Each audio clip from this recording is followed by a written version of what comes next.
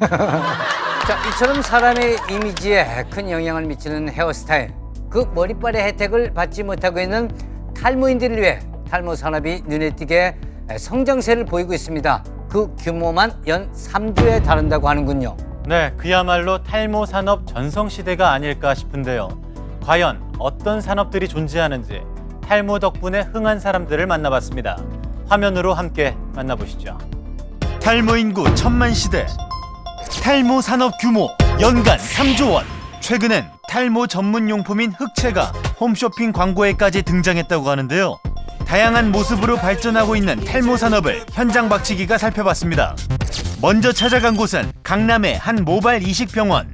모발 이식 같은 경우는 이제 우리 사람의 모발 중에서 이제 이 후두부 쪽에 이제 가장 굵고 건강한 그 모발을 채취를 해서 그걸 이제 모낭 단위로 분리를 한 다음에 이제 탈모가 일어난 범위에 이제 하나씩 심는 겁니다. 근데 중요한 건 이 후두부에 있는 모발은 옮겨서 심어놔도 평생 동안 빠지지 않기 때문에 이제 많은 분들이 탈모 치료에 이제 가장 확실한 방법으로 선택을 하고 있는 거죠.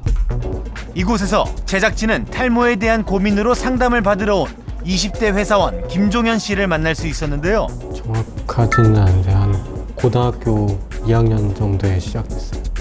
학창 시절부터 탈모가 시작됐다는 종현 씨. 그는 탈모 때문에 사람들과의 만남 자체가 어렵게 느껴졌다고 합니다.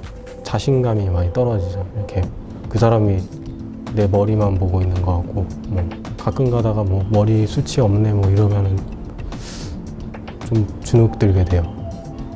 자기가 당사자가 아닌 이상 그거를 정확하게 알 수는 없거든요. 그 심정.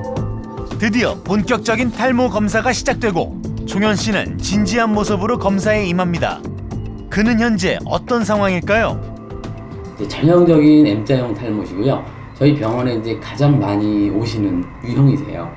이 M자 부분에 한해서는 저희가 아는 분들한테 이렇게 모발 이식을 권해드리고 있어요.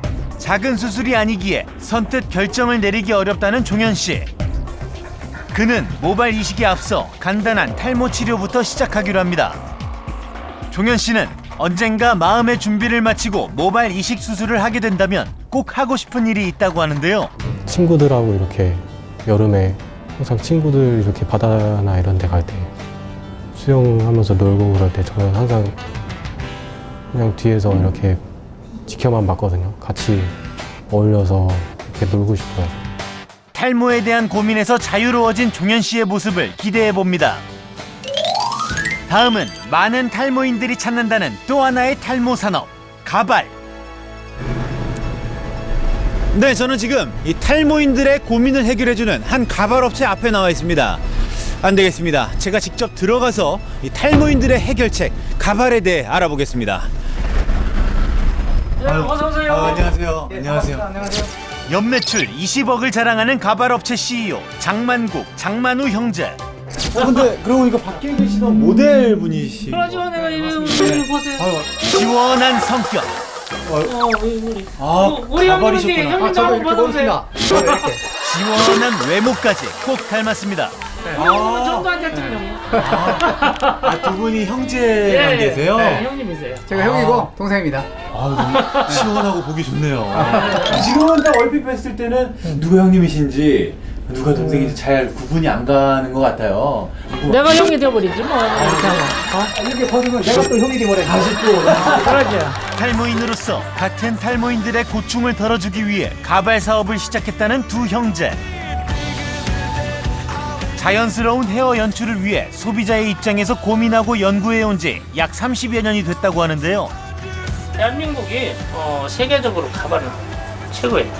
알아줘요. 미국, 일본, 뭐 선진국도 이 대한민국 기술을 쫓아올 수가 없어요. 선진 가발 기술로 이제는 세계 진출을 목전에 두고 있다고 합니다. 옷이 날개라고 하는데 옷보다 10배가 중요한 게 머리입니다. 맞아요. 아무리 옷을 비싸고 아무리 뭐 잘 입어도 머리 없는 사람은 완전히 꽝이야, 꽝. 결혼했어요, 안 했어요? 저 지금 미혼입니다. 네. 머리 앞에 그거 빨리 해요. 그래 장가가. 저도. 넓은 이마가 혼삿길을 막고 있다는 지적.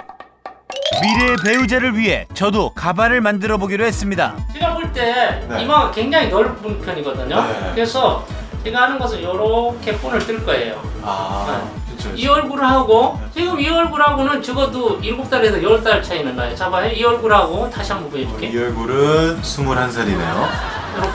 이렇게 어느 순간 어느 순간 31살. 31. 어떻습니까? 이만하면 저도 장가 갈 수 있겠죠? 근데 방금 약간 좀 쉽게 벗겨지는 느낌이 났었거든요. 잡으세요. 이 앞에 당겨보세요. 이렇게 당겨. 오 진짜. 제가 꽤 세게 하고 있는데도 이거 이제 오토바이 타고 다녀도 안 떨어져 이렇게. 바람이 아무리 불어도. 네, 이렇게 위로 들면 안 되나요? 이렇게 들으면 이렇게. 네. 위로 들으면 이게 안 되지. 근데 네. 이게 지금 제대로 안 물려갔기 때문에. 지금 굉장히 저 힘 많이 안 줬는데.